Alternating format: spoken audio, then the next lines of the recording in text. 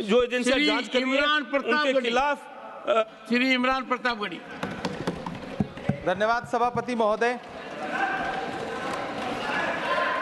आपने मुझे आम बजट पर बोलने का मौका दिया। Sir my time. नहीं, pause my time sir. Imran Pratapgarhi कहा गया है सर, थोड़ा सा इसकी जांच कराओ। मैंने कहा यहाँ प्रमोद प्रतापगढ़ी भी बैठे। ये आपसी मामला है, ये खत्म होने वाला नहीं है मेरे से। इसकी जड़ें बहुत गहरी गई हुई हैं, मैं रोज देखता हूँ ये जड़ें गहरी होती जाती हैं। इमरान प्रतापगढ़ी। धन्यवाद सभापति महोदय। 83 मिनट 71 बार थपथपाई गई मेज, 14,417 शब्दों का बजट भाषण और उस बजट में अपने लिए राहत तलाशती मिडिल क्लास की हैरत ज़दा आंखें। सभापति महोदय, मेरे हाथों में जो दस्तावेज है, दरअसल ये देश के किसानों, गरीबों, मजदूरों की उम्मीदों का स्मारक है। ऐसा लग रहा है जैसे वित्त मंत्री महोदया ने बजट नहीं तैयार किया है, बल्कि प्रधानमंत्री जी की मन की बात का संकलन तैयार किया है। टूटा हुआ लश्कर का भरम देख रहे हैं, टूटा हुआ लश्कर का भरम देख रहे हैं और जिल्ले इलाही के करम देख रहे हैं। ताकत का नशा अक्ल पे हावी है तुम्हारी, तुम देख न पाओगे जो हम देख रहे हैं। वित्त मंत्री महोदया ने इस बजट में महंगाई पर सिर्फ 10 शब्द बोला है। जिस देश में टमाटर 100 रुपए किलो बिक रहा हो। सभापति महोदय, मेरा टाइम पॉज करें और बार बार इंटरप्ट करने को या तो मना करें। हाँ बोले, कृपया बोले। सभापति महोदय, वित्त मंत्री महोदया ने इस बजट में महंगाई पर सिर्फ 10 शब्द बोले हैं। जिस देश में टमाटर 100 रुपए किलो बिक रहा हो, उस देश की वित्त मंत्री के पास बजट में महंगाई पर बोलने के लिए सिर्फ 10 शब्द है। डीजल, पेट्रोल, आटा, चावल, दाल, सब्जी की महंगाई का तो कोई जिक्र ही नहीं। सावन चल रहा है तो प्याज और लहसुन का दाम पूछना तो शायद पाप होगा। मैंने तो यह भी सुना है कि वित्त मंत्री जी जो चीज खुद नहीं खाती हैं, उसके दाम से उनका कोई लेना देना नहीं होता। लेकिन इस बार बजट पेश करने के लिए पार्लियामेंट आने से पहले वित्त मंत्री जी ने दही और चीनी खाई थी। अब तो उनसे यह पूछा जा ही सकता है कि उन्हें दही, दूध और चीनी का रेट तो इन दिनों पता ही होगा। क्या उसे सस्ता करवाएंगी या नहीं सस्ता करवाएंगी? अगर पता है तो कृपया सस्ता करवाइए, क्योंकि इसी चीनी ने अमेठी में एक मंत्री महोदया का राजनीतिक कैरियर कड़वा कर दिया। सभापति महोदय, अपने शीश महलों में बैठे हुए सरकार के सांसद और मंत्री कह रहे हैं कि महंगाई कम हो रही है। संसद की कैंटीन से बाहर निकल करके एक चाय का कप खरीदिए, तब समझ में आएगा कि महंगाई कम हो रही है या बढ़ रही है। किसी एक दिन अपनी किसी मजदूर की तरह अपनी दिन भर की दिहाड़ी लेकर के बाजार जाइए और अपने बच्चों के लिए राशन खरीदिए, तब पता चलेगा कि महंगाई कम हो रही है या नहीं हो रही है। यहां बैठ करके बड़ी बड़ी बातें करना आसान है। ये चूनर धानी धानी भूल जाते, ये पुरवा की रवानी भूल जाते, जो आकर 4 दिन गांव में रहते तो सारी लंतरानी भूल जाते। सभापति महोदय, इलेक्टोरल बॉन्ड खरीदने के नाम छुपाने वाली सरकार, इलेक्टोरल बॉन्ड खरीदने वालों के नाम छुपाने वाली सरकार इन दिनों आम के ठेला लगाने वालों के नाम जानना चाहती है। मुझे तो होटलों, ढाबों या आम के ठेलों पर नेम प्लेट लगवाने वालों से पूछना है कि कभी खून की बोतल पर देखा है किसी का नाम लिखा हुआ? मुझे पूछना है कि क्या कोरोना के दौरान अपनी उखड़ती हुई सांसों के लिए ऑक्सीजन तलाशने वाले किसी इंसान ने ऑक्सीजन लाने वाले किसी इंसान से पूछा था कि ऑक्सीजन लाने वाला इंसान हिंदू है या मुसलमान है? मुझे पूछना है कि लावारिश लाशों के लिए कोरोना में कांधा देने वाले, चिताओं के लिए लकड़ियां सजाने वाले किसी इंसान से पूछा गया था उसका नाम, उसका मजहब? लेकिन इन दिनों पूछा जा रहा है। सभापति महोदय, अफसोस देश के प्रधानमंत्री जी ने कभी न टूटने वाली चुप्पी ओढ़ ली है। सभापति महोदय, जनता ने 63 सीटें कम क्या कर दी, ये सरकार तो अमृतकाल का नाम लेना ही भूल गई। ये भूल गई है अमृतकाल को, ये भूल गई है मनरेगा को, ये भूल गई है मौलाना आजाद नेशनल फेलोशिप को, ये भूल गई है मणिपुर को, ये भूल गई है महाराष्ट्र को। मुझे गर्व है कि मैं राज्यसभा में महाराष्ट्र का प्रतिनिधित्व करता हूं।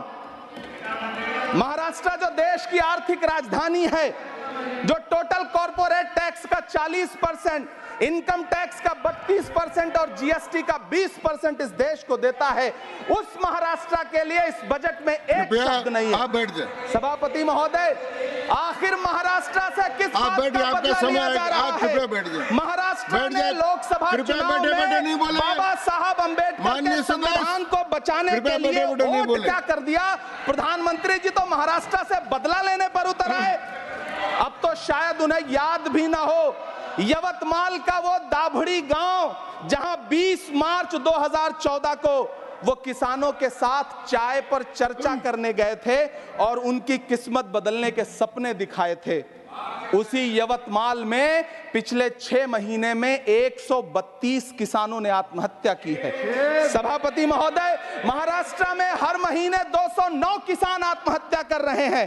राज्य सरकार द्वारा सौंपा गया आंकड़ा बताता है कि 1 जनवरी से 31 मई के बीच 1046 किसानों ने आत्महत्या की है। लेकिन अफसोस, इस बजट में महाराष्ट्र के किसानों के लिए कुछ भी नहीं है। किसानों से चिढ़ी हुई सरकार ने बजट में किसानों के एमएसपी की लीगल गारंटी नहीं दी। लेकिन याद रखिएगा, जो किसान का नहीं वो हिंदुस्तान का नहीं। सभापति महोदय, मुझे वित्त मंत्री जी से पूछना है कि वो जो कुछ साल पहले 100 स्मार्ट सिटी बनाने का ढोल पीटा गया था, सुना है उस ढोल में पानी भर गया है, इसीलिए आपने उसका नाम बदल करके सिटीज ऑफ ग्रोथ हब्स रख दिया है। अच्छा है, नाम बदलने का खेल खेलते रहिए, आपकी कई सरकारें तो इसी वजह से चल रही हैं।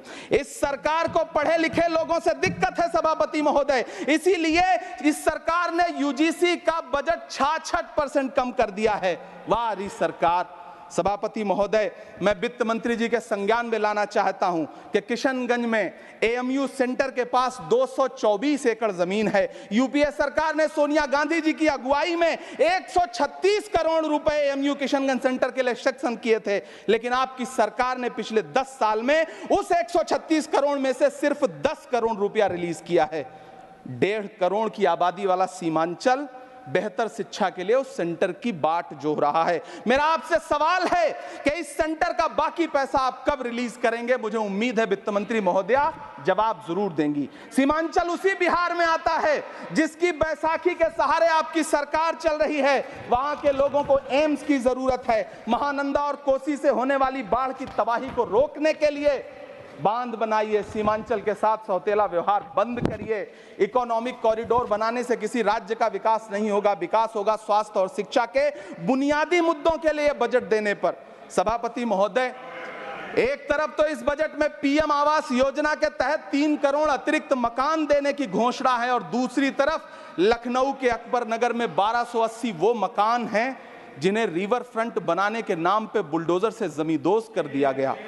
सभापति महोदय, लोग चीखते रहे, बच्चे बिलखते रहे, वसुधैव कुटुंबकम का नारा लगाने वाली सरकार इंसानों के घरौंदे उजाड़ कर जश्न मना रही है। सभापति महोदय, मेरा बहुत भावुकता के साथ देश के प्रधानमंत्री से सवाल है कि इन उजड़ते हुए मकानों और बेघर होते हुए घरों को देख करके आपको नींद कैसे आती है, आप सो कैसे पाते हैं? मेरा सवाल है इस देश के प्रधानमंत्री से, या तो लोगों के घरौंदे उजाड़ना बंद करिए या फिर करोड़ों मकान बनाने की झूठी घोषणाएं करना बंद करिए। यह बजट झूठ का पुलिंदा है। यह बजट आपके पिछले साल के बजट का कट कॉपी पेस्ट है। यह बजट हमारे चुनावी घोषणा पत्र की नकल करने की एक बेईमान कोशिश है। लेकिन कहावत है ना कि नकल के लिए भी अकल चाहिए। मेरे हाथ में एक तरफ न्याय पत्र है जो हमारा है और दूसरी तरफ अन्याय पत्र है जो आपका है। इस सरकार को आलोचना सुनने की आदत नहीं है सभापति महोदय। जब आप इनसे सवाल पूछिए तो ये कहते हैं कि आप बताइए 70 साल में आपने क्या किया है। मैं तो इस सदन में कहना चाहता हूं सभापति महोदय कि हमसे 70 साल का हिसाब मांगने वालों, जो सरकार अपना चलाया हुआ 2000 का नोट 7 साल नहीं चला सकी, वो हमसे 70 साल का हिसाब मांगती है। सभापति महोदय, मैं अंत में आपसे यह कहना चाहता हूं, यह बजट बैसाखी पर टिकी हुई सरकार का कुर्सी बचाओ बजट है। इस बजट में राज्यों के साथ, किसानों के साथ, नौजवानों के साथ, महिलाओं के साथ, देश के मिडिल क्लास के साथ अन्याय किया गया है और इस अन्याय का खामियाजा आपको महाराष्ट्र, हरियाणा और झारखंड के चुनाव में भुगतना पड़ेगा।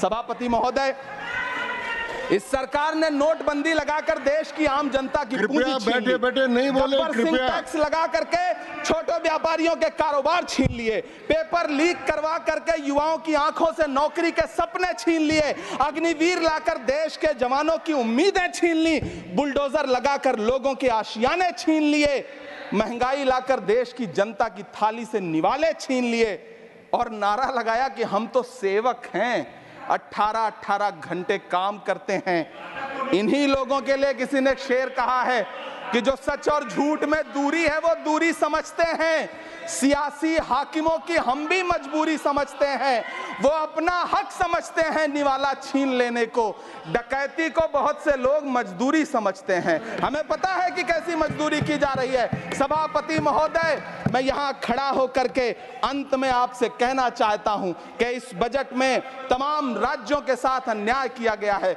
इस बजट में युवाओं के साथ अन्याय किया गया है, महिलाओं के साथ अन्याय किया गया है और खास तौर से महाराष्ट्र के लिए कुछ नहीं रखा गया है। महाराष्ट्र बाढ़ से जूझ रहा है, पानी बरसने से वहां 1500 से ज्यादा लोग मारे गए हैं। उस शहर को, उस राज्य को 4000 करोड़ के पैकेज की जरूरत है ताकि जो फसलें बर्बाद हुई हैं लोगों को राहत दी जा सकी। लेकिन अफसोस, इस बजट में महाराष्ट्र के लिए ऐसा कुछ भी नहीं है। मैं आखिर में यह कहना चाहता हूं कि पिछले 7 दिन से इस बजट का बड़ा ढिंढोरा पीटा जा रहा है, इसे महान बताया जा रहा है, लेकिन कौन महान बता रहा है? सत्ता पक्ष के लोग, उन्हें तो बताना ही है। क्योंकि मैं अवध क्षेत्र से आता हूं, प्रतापगढ़ से, नीरज भाई भी अवध और पूर्वांचल से आते हैं। वहां एक कहावत है कि बिटिया की तारीफ किसने की? बिटिया की महतारी ने, यानी कि बेटी की प्रशंसा किसने की? मां ने। तो इस बजट की तारीफ सत्ता पक्ष करे तो करेगा ही, लेकिन विपक्ष के एक भी सांसद से आप पूछिए कि क्या उसके राज्य को कुछ मिला है, तो वो ये कहेगा कि नहीं, कुछ भी नहीं मिला है।